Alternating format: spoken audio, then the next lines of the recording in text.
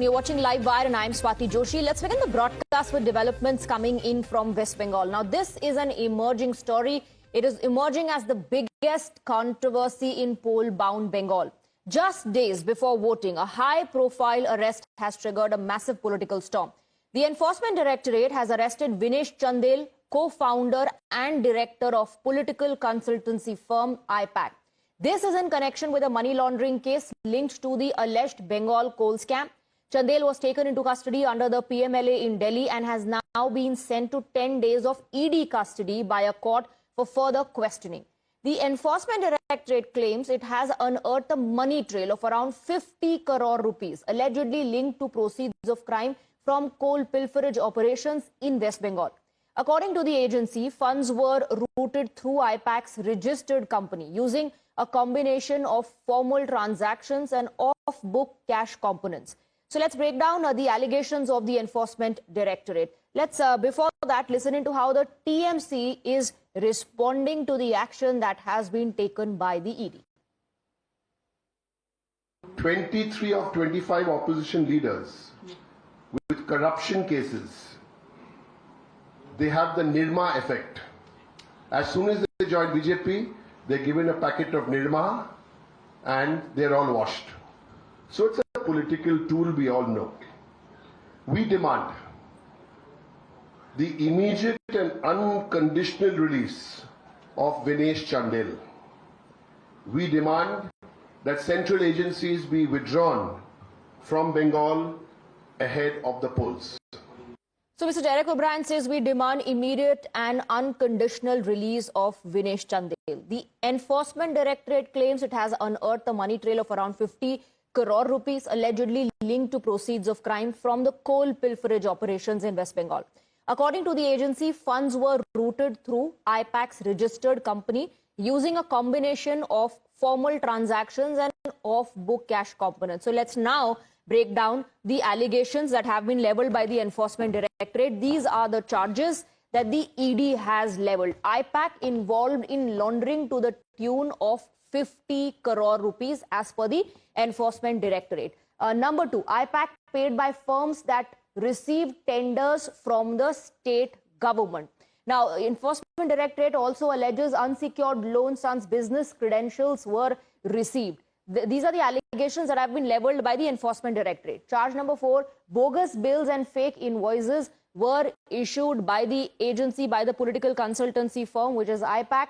Charge number 5, multiple financial irregularities have been detected by the Enforcement Directorate. Number 6, funds routed by IPAC was through third parties as per the ED. Charge number 7, cash moved via international Hawala channels. So ED is talking about Hawala channels being used as well. Charge number 8, only partial transactions via formal channels. Only partial transactions happened through formal channels. Hawala channels were also used to route money as per ED. Charge number 9, cash component hidden from records. They were not mentioned. The cash components were not mentioned in the records. Number 10, this is the modus operandi as far as the Enforcement Directorate's charges are concerned. Split proceeds via check and cash. So we took you through the allegations that have been leveled by the Enforcement Directorate. Now the ED has alleged use of Hawala channels as well, including international routes, along with bogus invoices, dubious unsecured loans, and third-party funding structures.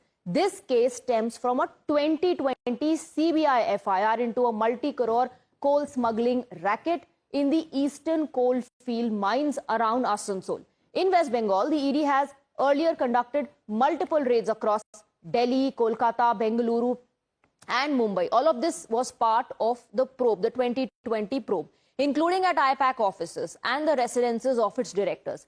But this is not just a financial investigation anymore. It has now become a full-blown political flashpoint. IPAC has been associated with the Trinamool Congress since 2021, handling political consultancy and campaign strategy.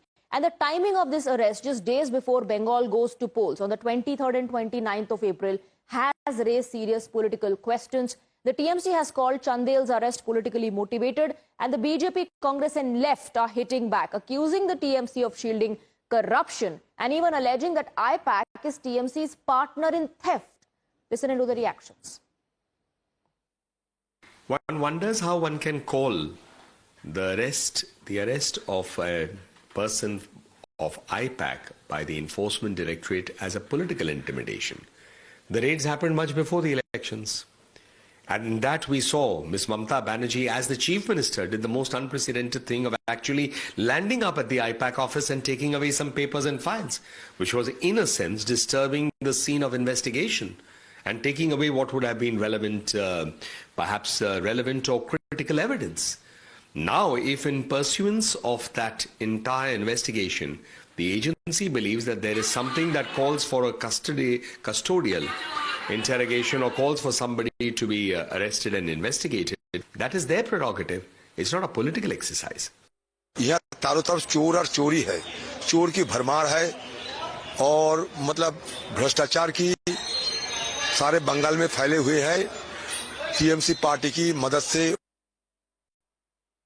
IPAC is a shell company for TMC Group just to siphon the all corrupt money which the TMC has been collecting from different sources. That's why the Chief Minister dared to prevent ED while there was an investigation so far IPAC is concerned. Obviously, Abhishek Banerjee and his auntie, Mamata Banerjee, they are the source of all corrupt practices. And they will definitely fear any election which is going to be held free and fair. They are scared of free and fair election. IPAC एक political consultant का नाम पर इन लोगों ने तृणमूल का चोरी का साथी बन गया। वो पॉलिटिकल जो कंसल्टेंसी वो दिखावा है, तृणमूल का सारे काला धन को छुपाना, काला धन को रक्षा करना, ये सारे काम आईपैक करते हैं। आज देखिए कोयला घोटाला का साथ इनका सीधा संबंध आ गया और भी छानबीन जारी होगा।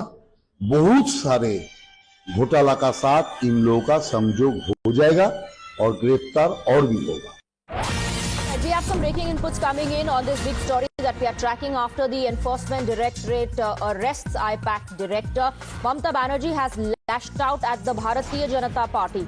Didi says, let them make as many arrests. We will emerge as victor. Let's listen into that reaction. বর্ষালে আমি উত্তরাই চড়াই উত্তরাই পেরিয়ে আমি এগিয়ে যাই মানুষকে সাথে নিয়ে। আজকে পুলিশ যদি আপনাদের উপর কোনো অত্যাচার করে কমপ্লেন করবেন। Go ahead with my people irrespective of the highs and lows that I face. কারণ আমার সাথে এখন ওরা নেই। If they do not take your complaint, then send it online. করছে sorry. Because they are not cooperating with me. They are working as per BJP stock.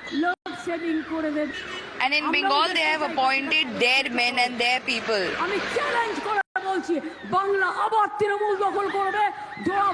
I am challenging them that do as many arrests that you want, but we will win Bengal. Remember one thing. আর আপনারা আমাকে বর্ষালে আমি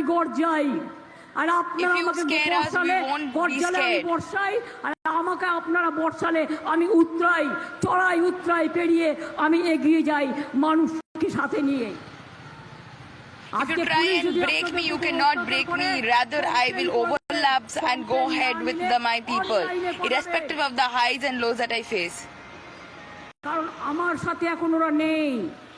ওরা এখন BJP If they fail to take your complaint, then please send an online complaint. আর এখানে তো দেখে দেখে because they are not in my hands anymore. They are working as per BJP's terms. And in Bengal, they have appointed people as per their suggestions. Let's go across to Ridhita, who's getting us more details. Ridhita, Mamata Banerjee hitting out at the Bharatiya Janata Party, and we saw this fierce war of words when the raids at IPAC happened as well. Mamata Banerjee now challenging the BJP, saying, do as many arrests as you want. And when I say BJP, that's because Mamata Banerjee has alleged that the ED is acting on behest of the Bharatiya Janata Party. She says, arrest as many people as you want, but the victory will be of TMC. Well, absolutely. You see that today morning also the Trinamool Congress have held a press conference which is led by Derek O'Brien and Chandrima Bhattacharya. There also Derek had mentioned that ED is now working as an extreme power. They are not working with parity. They are working impatiently, and they're making all the arrests that they want, and they have TMC has sought for an immediate release of Vinesh Chandel, who was arrested yesterday. Today, after that, only we see Mamata Banerjee now making out a comment and lashing the BJP from her rally stage, saying that I also want to see how many arrests can be made, and on that note, I would also challenge the Bharatiya Janata Party, stating that irrespective of the amount of arrests that you make, we are going to thrive in numbers in Bengal again. And she also goes on to saying that people have been chosen specularly by them, and because of that, nobody is working as per what TMC is saying, or as per or for the people. She says, I am guarded by my people, and irrespective of how many harassments, how many laws that BJP is Mamata throwing Banerjee upon. saying this is nothing but vendetta, arrest as many people as you want, but TMC will emerge victorious. Ridhita, thank you for getting us the details. We have some breaking inputs coming in on the broadcast. We are given to understand that the Enforcement Directorate has summoned Prateek Jain's brother Pulkit Jain, who is the co-founder of IPAC, and also Prateek Jain's wife Barbie Jain, in the ongoing money laundering investigations. And as per the information that we are getting, they have been summoned to appear on the 15th of April. So, IPAC director and co-founder Vinesh Chandel was arrested, after which, and we have Bhavtosh getting us more details, after that arrest now, Bhavtosh, the ED has summoned Prateek Jain's brother Pulkit Jain and his wife Barbie Jain. Yes, Swati. In fact, both of them have been summoned by the Enforcement Directorate. They have been asked to appear before the agency tomorrow. They have been also told to appear before the agency at around 11 a.m. The reason why they have been summoned is because of the fact that ED before the court yesterday evening had given evidence to the effect that they had raised bogus invoices, and more importantly, they have said that the part payment that IPAC had received was in form of check. 50% was received in check, and other 50% was received through cash. And they have said that it was not only limited to TMC, and it was also, in fact, extended to other political parties.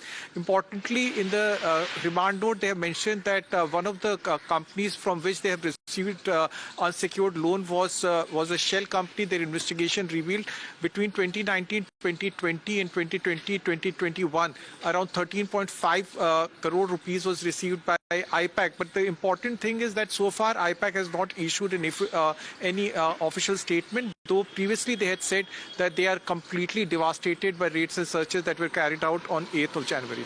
All right, Bhavtosh, thank you very much for getting us the details. We're moving on now and shifting our focus to the developments that are taking place in Bihar. Remember, as far as Bihar is concerned, it's a historic day. A political transition is taking place